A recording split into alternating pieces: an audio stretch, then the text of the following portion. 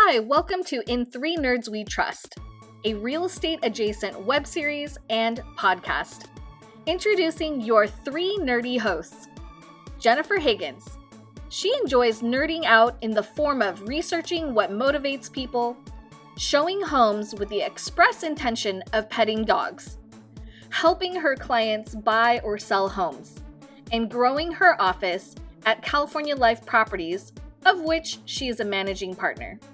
She likes to bring the fun and enjoys truly listening to all points of view. Christy Munoz. With 39 years in sales and marketing, she brings a wealth of experience on those topics to the table. As the owner of Christy's Coaching for Hire, she can share her knowledge or the knowledge of topics that interest you. Tina Jan. She's the owner, broker, and property manager of Stella Bode Realty and 888 Property Management. She is also the owner and a tutor of Inland Tutoring. She loves to learn about a wide variety of things, then applying the knowledge of those interests into skills that can become business solutions for herself and others. Her interests include real estate photography, photo editing, drone flying, counseling psychology, science, history, art, old books, journaling and planning, visiting beautiful places, knitting, and crafting. Like, yeah, we all shut up. Once we start recording, we've been talking for like 5 minutes. And we're like, Right? Like little mice. A little pressure. I can't talk. I'm eating cheese. Yeah. Who moved my cheese? Who did? Somebody move my cheese? oh man, we're going to be off the rails tonight. Okay. All right. So I have been tasked today to have a mistake that you all can learn from. And it's a big one. So when I first started doing real estate, there's this thing called property taxes. And in some areas, it's real high.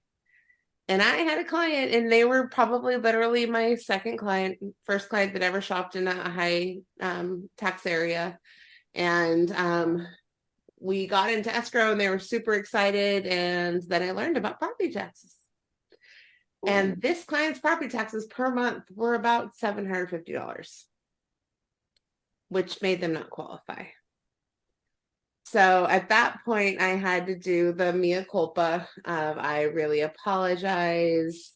This is what the property taxes are for that property. It's not going away.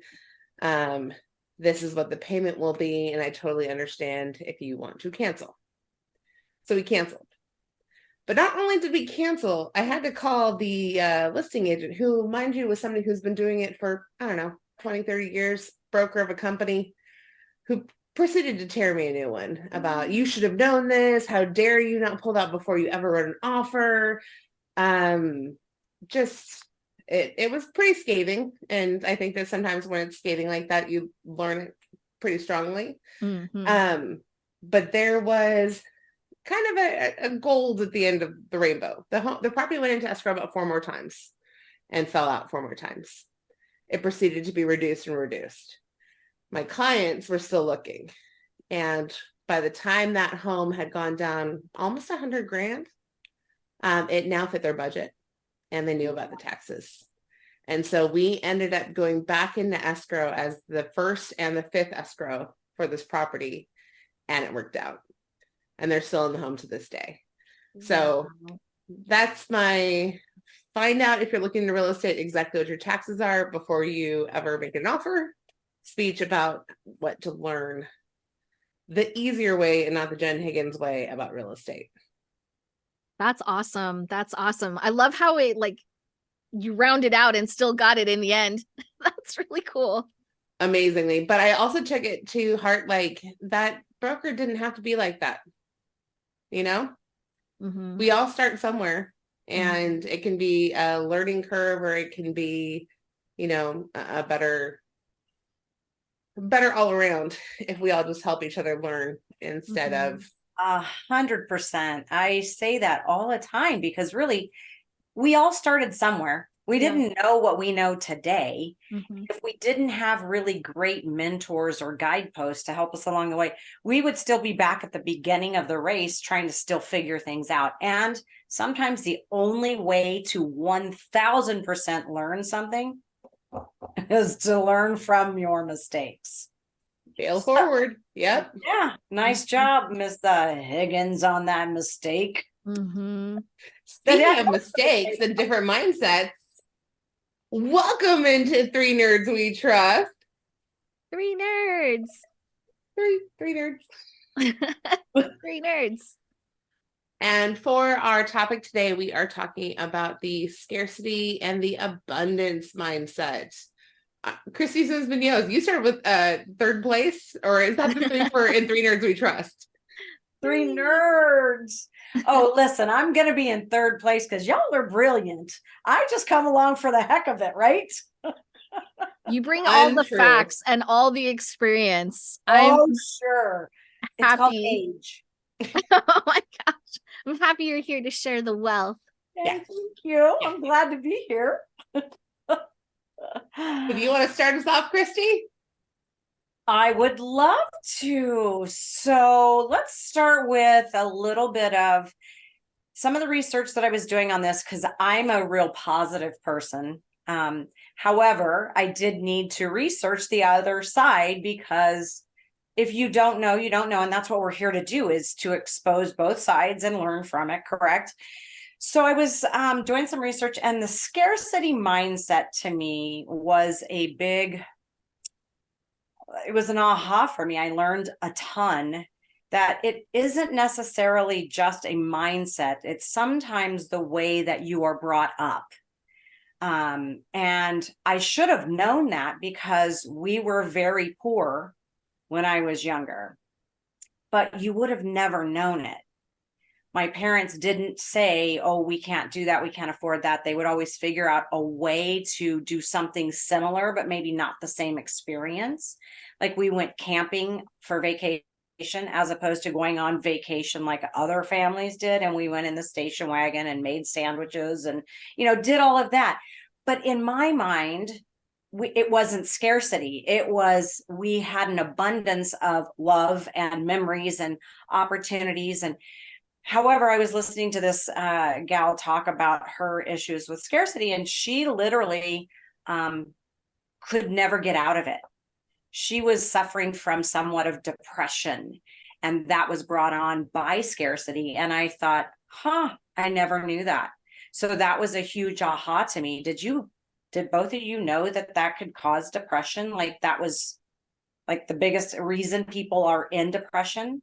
I didn't know that it was the biggest reason that people are in depression, but when I was doing my research, it did say, I was looking up like kind of like research papers, a lot of like cognitive behavior papers, and it was saying that a scarcity mindset actually does alter your neural processing, and it can affect things like even like your consumer decision making, and of course, like you said, the whole way you view life. So I did see some of that it actually affects your, the way your brain works.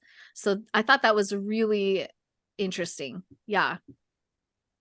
I was shocked. I did not know. And I don't know that it was the number one cause of depression, but it was very close because you think about the scarcity of food, money, time, friends, home, there's scarcity in everything that we have in life. And so once I had that aha, I thought about it and I was like, well, there's a lot that goes into that. So this is a great topic for me. One of the positive side of things. This is an eye opener. What about you, Higgins? So much. I'm going to nerd out completely in this episode. I'm so excited. My degree is in biological psychology. So it's the psychology of the brain. And there's just so many journals like Tina was talking about that I went down the rabbit hole and I'm excited.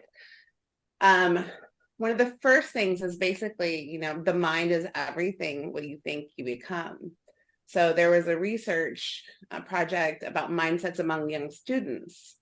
And the psychologist Carol Dweck found that children who have growth mindset, that intelligence can be developed, are better able to overcome academic challenges than those who have a fixed mindset that intelligence is predetermined. I've actually heard that one too. I've seen that one. I don't know if I've shared, but like I have that tutoring business, right? And so I use that kind of mindset a lot as far as like how we talk to the kids and things like that. I've literally read that exact article, not for this podcast before, but sorry. Okay. But it's you're Nerds. telling people that they can become smarter. I think you hear about kids that have been pigeonholed as they think they're the dumb kid. Yeah. They think that they're, they have no ability to change what they inherently are, and it's not that. Right. So it's just changing that mindset for that. Another study, actually, that was on middle-aged adults, because I thought to see the interrelation of those was interesting. It was done in Yale and Miami, and it revealed that those with more positive beliefs around aging lived 7.5 years longer than those with less positive self-perceptions of aging. So basically, your mindset can also prolong your life. I 100% agree with that. The gentleman that works on my back, because I need back surgery, is 88 years old. And he is quite proficient and can recite the Bible. And he has studied everything about the body and how it correlates with, every other muscle and your mind and God. And I mean, literally, this dude is the picture of health at the age of 88. And I'm going to tell you, you would look at him and think, 75, maybe. Wow. He plays golf every week, but he's the epitome of great positive mindset and the length of his longevity. And that's the blue zone as well.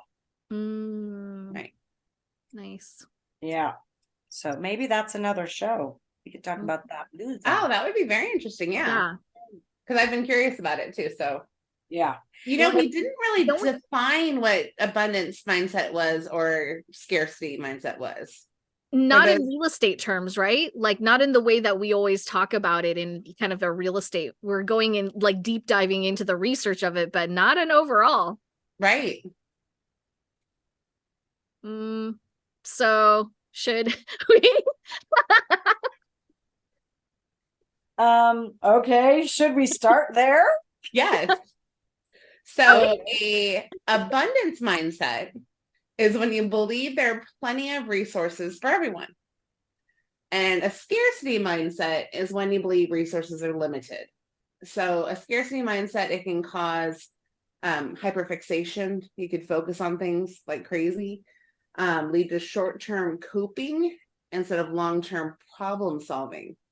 And it also increases jealousy and stress. I don't want those things. Yeah. I think I read something very similar to what you were talking about. And it was kind of a comparison chart, like, it limits your opportunities when you have a scarcity mindset. Whereas when you have that abundance, it expands your opportunities. And it's ironic when you were talking earlier, Jen, about the way the brain thinks and the scarcity and how do you get out of it. There's two words that I can always think of when people start to go down that rabbit hole of, I don't have the time, I don't have the money, I don't have to switch your mind is to say two words: growth and gratitude. If you had growth and gratitude in your conversation regularly, you wouldn't have the opportunity to have scarcity. And you think about that anytime that someone says, well, I don't have time for that. If you said, change those words to, I have nothing but time for that. Your mind, like you said, shifts something and it goes, oh, well, then I have all the time in the world for that. I think your mind is powerful. Absolutely. Yeah. Can you guys describe a time where you felt the scarcity mindset? I feel like anytime the real estate market gets a little weird and business is not as plentiful or not as easy, it's not just falling in your lap. Like I think it's very easy to go into a scarcity mindset. Right. Which is, I feel like it's the opposite of what you should be doing. Like during a time when things are harder, you should be more like connecting with people, putting yourself out there. That's when you should be doing your advertising, like paying for advertising, paying for marketing, putting yourself out there more, and like being really appreciative of what you have. The research that I did kind of went a little bit beyond just like mindset. I was kind of looking at knowledge. So, before you'd have to go to the good school, you'd have to meet the good teachers. You'd have to be able to get to a library to look in encyclopedias, or your parents had to be rich. Now you can access so much knowledge from like a push of a button on your phone, on your computer. So there was like this, I was doing research on like the abundance of knowledge that people can have. They called it something, I don't even know what it's called. I can't even pronounce this. Do it. Just butcher it completely. I want to hear this. I don't want to. Try it in English first. I think it's like, something teaching of abundance or something like that. Type it on your screen so that we can see what it looks like. I don't know. I'm going to type it on my one screen. So they were talking about that, like just education in abundance. And then it was going into how, consumerism is kind of like that too. So we have a lot of like freemium stuff, like the really popular Canva and other things that give you so much product for free, versus the scarcity mindset of consumerism, which is like paywalls. I feel like we run into this when we're doing our research, right? Like having to encounter paywalls, subscriptions to be able to access content. That is like the literal use of scarcity mindset to like affect us as consumers. So I thought that part was kind of neat. I like that way that you went a different direction with that. I think that's I know that's why we're doing this, because it kind of broadens everyone's ideas on scarcity and abundance. We were talking about as well that scarcity mindset. The first thing that I thought of was COVID, when everybody began to say, oh my gosh, we're not going to have toilet paper. And you liken that back to like World War II or the Depression era. And not that I'm not that old, I have lived through those things, but it happens frequently in history. I mean, all the way back in the Bible, they had famine and, they had droughts. And so there's always been scarcity, and somehow we survive. Right. So that was the big thing that I thought, okay, well, if we're going to have scarcity, we're all going to survive if we just don't go out and hoard, But the COVID thing was huge for me. That was the one thing that I thought of immediately when the scarcity came up. How about you, Jennifer? One thing I catch myself doing, and it's funny because I catch myself every time, is when I hear somebody talking about one of their clients. And I always think, that sounds like my client. That sounds like this. Did they cheat on me? Did they go somewhere else? And then I catch myself because I just ask, what area they're looking in, just more information. It's never my client. But that's in my head, my absolute scarcity mindset of this person I've been working with is now going to be working with somebody else. And that's mind blowing, because that's not in general how I feel. It's just at that moment with those circumstances. And I don't know, that's probably happened 100 times. So it's not like I catch a little bit sooner now because of just awareness of it, but absolute scarcity mindset. And then I go, Jen, like, you're working with great people and you're doing good. Like, even if you do lose that one client, even if one day that comes out to be true, you're still okay. And it's, I think, that self-talk that helps you back off from those situations. Interesting. That happens, I'm sure. I mean, I know when I was in the title industry, it was like, oh, well, I didn't work with them this time. I must have done something wrong. Right. Yeah. And so you start to doubt yourself. And so I think you're right. I think it is that scarcity mindset. You want me to go? Oh, sorry. I was going to say, I think in real estate, sometimes like we think of the scarcity mindset is like, there's only this much to go around. There's only this much pie, right? And so if I share knowledge or if I help someone out, they're going to take my pie or they're going to take whatever. But there's some, I feel like I definitely don't feel that way because I feel like, even with like the open house signs, if it doesn't exist, I can make a new thing that exists, right? So for me, like, let's say there is this pipe, but there's layers of other stuff underneath. Okay, maybe I can't get this section of this part, but I can get this section of the part underneath or whatever. So for me, yes, I can see that. Anyway, sorry. No, don't be sorry. That shows the gradient of your brain. That shows exactly how you can look at something and see that maybe part of it's scarce, but if you dive deeper, there's always something. I'm totally gonna nerd out right now, just so you guys know. Nerd.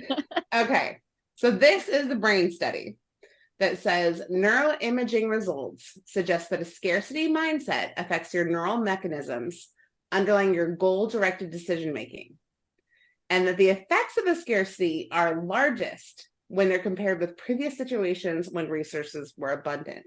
So they've been actually able to test your brain and how different areas fire based on whether resources are scarce or resources are abundant. And one of the rabbit holes that I went down actually shows that the scarcity mindset is obviously quite linked to poverty, and it heavily affects financial decisions that are made by people that are just trying to survive. And they're making these decisions like taking a payday loan because they need to have the money right then, which is a super high rate, which digs them even deeper into, financial despair. And that to me was mind-blowing. It makes sense, right? That somebody could start because of resource guarding, because of stressing out so much about what you have and how you're going to find a place to live or find a place to eat, that it causes you to make poor decisions.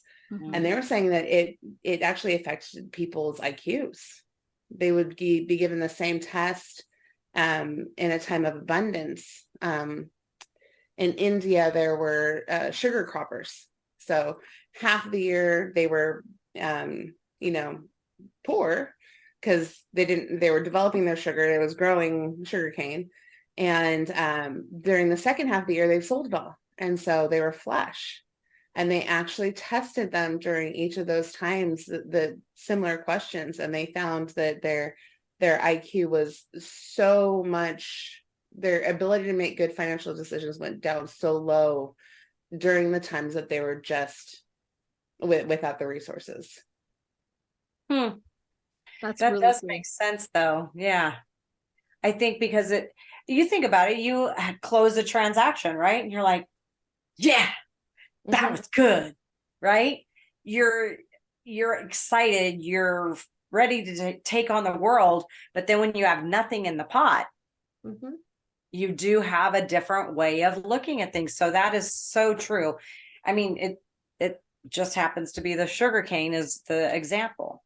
Right. I wonder if, and I haven't looked at research, but this is just a question and just me thinking, but I wonder if like, because you get the abundance, you almost have like a positive feedback, like my actions and my choices prove to be good versus the scarcity mindset. Like maybe it's like, I'm unsure of myself. I don't know, my, whatever I've been doing, you have a negative feedback loop where you're like, okay, all these things that I've done haven't worked out for me. So I'm also going to continue to doubt myself. I don't know if that's a thing. Maybe I can find some stuff on it later, but I wasn't sure. It is. Yeah. Oh, sorry. Go ahead. It's a little bit of both.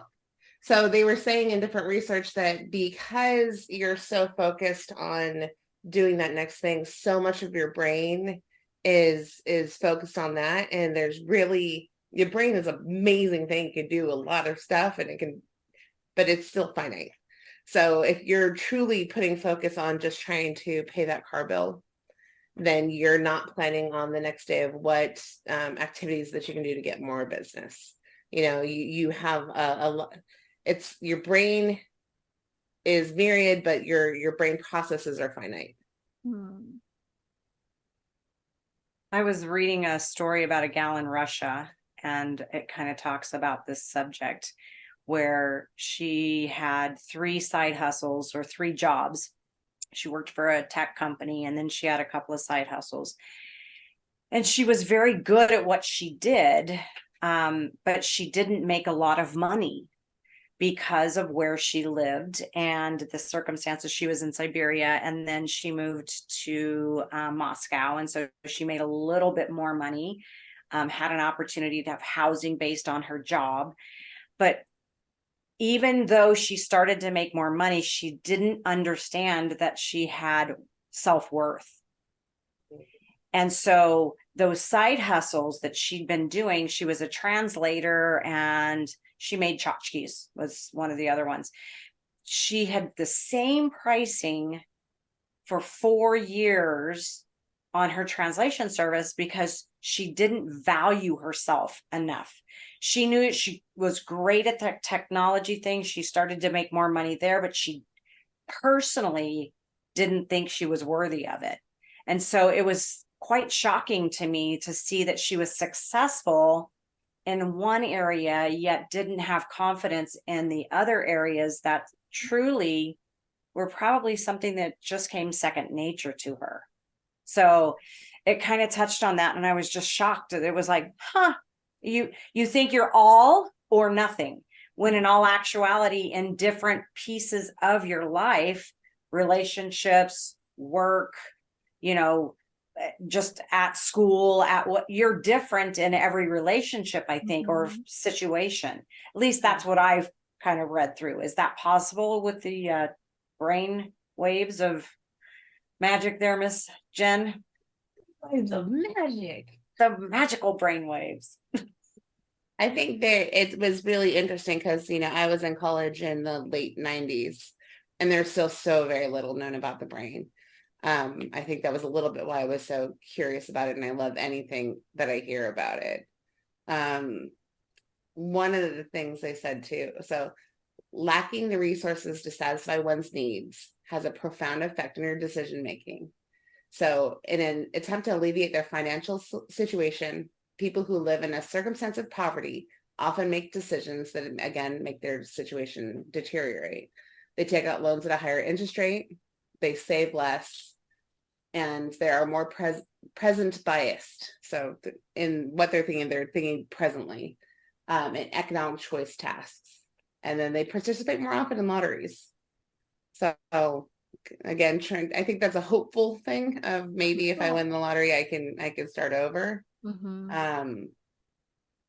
But this is the economics of scarcity mindset that was one of the biggest rabbit holes that I went down. Could I share maybe more of the abundance side? Heck yeah. Yeah. So we've talked a lot about scarcity. We know it exists. We've all felt a little bit of it. So then I kind of wanted to see, okay, well, what does abundance look like besides what I already, have gathered from real estate stuff? But I was looking at something and it was saying a great way to have abundance in your life is to have a life purpose, just something that gives meaning to your life through a purpose, empowering you, making you able to guide yourself and achieve goals, to foster positive thinking. And sometimes I don't know. I know that sounds weird. I know what positive thinking is, but their reasons for positive thinking is to imagine a better future, have measurable goals and steps on how you can achieve those, nourishing your mind with positive memories, being kind to others and supportive to others. Like you said, Christy, being grateful, recognizing your strengths, and forgiving. I thought that forgiving part was really big because it says we need to release our anger, right, thus improving our well-being, if by forgiving you release that negative status, and learning to forgive means releasing and moving away from unnecessary emotions. So I'm like, ooh, I need to forgive more. Right. Okay, you could start with me. Do you need to forgive me for anything in particular? Christy, I forgive you for Oh, being thank so you. amazing. I received that. I received that and I feel better already. I will add to that because there's a lot that goes into positive mindset or positive thinking. Affirmations are huge, and giving away stuff, giving away ideas, giving away whatever you have excess of, giving away even when you don't have excess, you give. The power of giving brings on positive results. And I know that between that and affirmations and gratitude journaling, that's kind of how I structure some of my day so that I start out in a really positive fashion. But I love that overview of abundance. It's my favorite side of the conversation. Well, one of the things is what we're doing that I found too, foster collaborative relationships. So just like you were saying, Christy, it's just being able to pour into collaborations like this, where we're all just nerding out and going down these different paths and bringing it back to each other. That's part of the way to live in abundance. One of the things I saw too was to notice and redirect automatic thoughts. So just being aware of when you're going down that scarcity slope and kind of like talking sense and debate, talking logic back into the equation. No, there's no way that one client that I heard talk about like for 4 minutes ago is my client. They're in another state, or they're, there's just so many things that's less likely that it is likely. Yeah. Okay. Oh, sorry. Go ahead. I was just gonna say, I'm like, what if it was your client? What if that other person was working with your client? Would you be able to still reframe it in a positive way? I was helping one of my students, was tutoring her, and she's studying to be a therapist. And so one of the things that they teach them in therapy is that you may not be the best fit for this person, but you're helping this person get ready for their next therapist. So it's like, you may not be, I think there's like maybe like a superhero complex for therapists. They want to come in and save you and therapize you, all of that. But then they have to recognize, like, I can only do so much. They have to be in a place to prepare for it and mentally in a place to receive it and want to make those changes. So as a realtor, like, would you be prepared to, I don't know, prepare your client for another agent, I guess? I don't know. I mean, we all have times where it doesn't come back the way we want it, right? Yeah. And so the way that I believe it and I do it is I wallow in it for about a minute. Like, oh, woe is me. Oh, that really sucks. Why didn't I get that deal? Why didn't I get that listing? Then I'm proactive and I ask them why. Because if I don't ask why, I'll never know to be able to grow myself. Yeah. And then I just flip the switch of, there's some reason that client was not for me. There's some reason that deal is not for me. And I could either wallow on it for the next 2 days, or I can get up and get to that next client and just start with something positive. So yeah, we absolutely get turned down. We absolutely get rejected, and wallow in it for a little. I think that it's unhealthy not to wallow a little bit. You gotta just feel all the feelings so that you can get out of it. Because if you're just repressing it and then moving on, it's going to come back. Right. And I believe, just to add to that, you only learn from that situation because you asked. And if you don't ask and people are like, why would you ask? Do you really want to know? Well, yes. First of all, it's the only way that we can improve. We can take what we learn, get better at our craft, and then move forward. It's kind of similar, not the therapist, because therapist is totally different than coaching, but I don't necessarily want people long-term. I literally want to prepare them to be out on their own, to take those steps. And when we come to an end of a contract, I'm happy because I'm like, okay, You're good now. Go out and do everything we talked about and we put into action and put into systems, and you'll be fine. And then, if they have to come back, it's like a checkup from the neck up, right? Then I send them to therapy.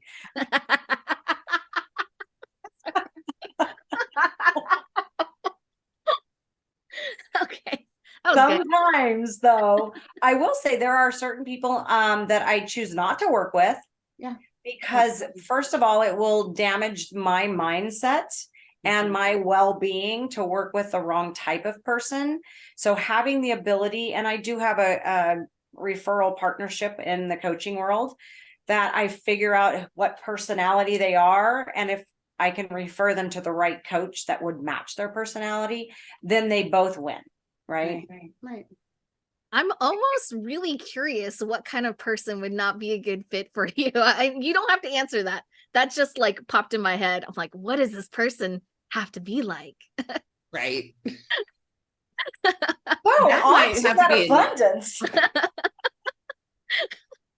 That might have to be an off the video talk. Yeah, right. Yeah. And I come from the abundance side. When people go, well, why would you refer me to someone else? It's, first of all, I may not have what you're looking for. That's part of it, Tina. Sometimes they want a certain type of coach. I'm a systems coach. I am not a life coach, and I will help you build your business, but I'm not going to help you buy business. And sometimes that's what they want to do. They want someone to tell them, just go out and buy all these things, and they're not going to do that. I'm going to teach you how to work. So that's maybe a little insight, but it's better for me to just say, go here, because I don't need everyone. Right. I just need the ones that I know I can help. Same thing with you guys in real estate, right? Yeah. If you had 4 great clients and 1 terrible client, this one takes up so much time and energy that those 4 suffer from it. I tell all my brand new baby agents the best day in their lives is when they can actually fire a client. Because the type of client that you want to fire knows a lot of people that are just like them. And so even if you win them over and you do a fantastic job, they're going to refer more people that make your life harder. Or you can really work on the people that lift you up. They have their own abundance mindset and they appreciate you. They're going to refer you to other clients who will appreciate you. And so what you focus on grows. Yeah. And I think when you have an abundance and the ability to live abundantly, you don't like, oh, where's my next client coming from? Oh, so it helps when you don't have to worry about it. I agree. You're not working from a place of desperation. Right. For sure. Yeah. Well, I think I covered all my stuff, unless we want to go back to scarcity, and I don't suggest we do. Hey, can I just throw out, if you really want to watch some really great content, because we're here on a podcast and we always want to refer some really great content. Tony Robbins, if you want to say abundance lifestyle, you say Tony Robbins. If someone is out there looking for a mentor or a way to find someone, start there. He has an abundance lifestyle like there's no tomorrow. Nice. Absolutely. What do you think, Tina Jan? I'm loving everything that we've talked about. I'm trying to find ways to put more of that abundance mindset into my daily actions. I think what you explained, that list of, I think that'd be great to share in the show notes, because someone might find that information helpful. Yes, absolutely. That's a good idea. We should do that. We'll put it at the bottom somewhere. Yeah. Thank you for sharing that. It always reminds me that I have more work to do. Love it. Did you have more weird facts to share? I had one interesting thing. I had a couple, but one of the research projects that they did was trying to see about if they gave, what was it? Hold on, let me find it real quick. So obviously there's a link between poverty and poor health, chronic stress. But if you get a universal basic income, is basically what this all comes into. So this article that I read says we have more than enough food, water, shelter, and other goods to meet everybody's basic needs. Scarcity is dead. Technology killed it decades ago. The scarcity that remains is a result of poor allocation of resources, not a lack of resources. And they cited there was a basic income trial in Ontario, Canada. And even though it was shut down less than halfway into its three-year run, they found that the participants reported improved physical and mental health. Many quit or reduced their use of alcohol and tobacco. More people were exercising. They had better diets. They had better jobs. Over a quarter enrolled in school or training programs. And nearly half of the respondents said that they volunteered more often. Wow. Right? It's powerful if you alleviate that need, that absolute gnawing need. People were able to spend more time with friends and family and on activities they enjoyed outside work. Wow. Yeah, it was based on and having a minimum income. Okay. So if everybody gets the same amount every month, and they were able to, and of course this is kind of like a pie in the sky dream, honestly. Right. But it's so telling that just by being able to have those resources, to have that income, to know that they don't have to stress out every single day, that it affected our lives that profoundly. That's crazy. That's a great stat to remember when we start thinking about like minimum wage here, and but you see the people that have that scarcity mindset, that they don't have enough money, they don't make enough money, yet they're going to Starbucks for $7 coffees, or they're going to McDonald's and buying a hamburger. I'm just saying, because I've been through that, where it's like, well, why am I spending money on that? I could just make it at home, right? Or I don't really need that. I don't need it. So, but that is a great study. I think that minimum standard across the board helps reduce every kind of stress. Yeah. Right. Well, and it's just mind blowing to think that it's true. All the resources are there. There's absolutely no need right now for anybody to starve. There's absolutely no need for anybody to have to stress like that. It's just finding a way to get them the resources that they need. Wow. The more you know. I'm sorry. Yeah. Thank you for collabing with us, because that's one way for you to live abundantly. Yeah. It says having good relationship is key to having having good quality, trusting relationships is key to having abundance in your life. So I'm happy to share this quality time with you guys. Yay. Thank you for coming.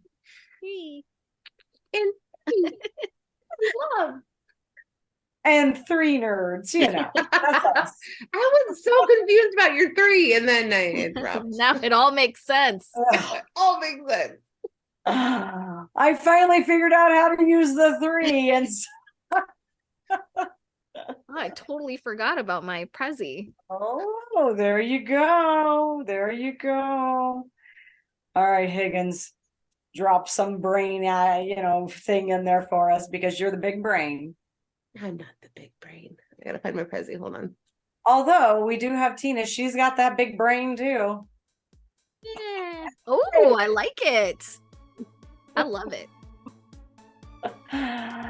Oh, all right, guys. Well, it has been fabulous. Thank you so much for sharing a wealth of knowledge and making me more abundant. Yeah. Thank you. All right, guys. Bye-bye. Bye.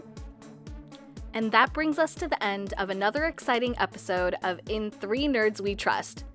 Thank you for listening and hanging out with us today. If you have any questions or topic suggestions, reach out to us at in3nerdswetrust@gmail.com. We would love to hear from you, so don't hesitate to reach out. If you found some value in today's episode and want to stay connected, here are a few ways you can do that. Subscribe to In 3 Nerds We Trust on your favorite podcast platform so you never miss an episode. Leave us a rating and review on any of the platforms. Your feedback helps us improve and reach a wider audience. Share this episode with friends, family, or anyone who might enjoy the thoughts and insights we shared today. We'll have a new episode every other week, so please stay tuned for more interesting topics. Thanks again for your support, and follow us on Instagram and YouTube as well. Bye!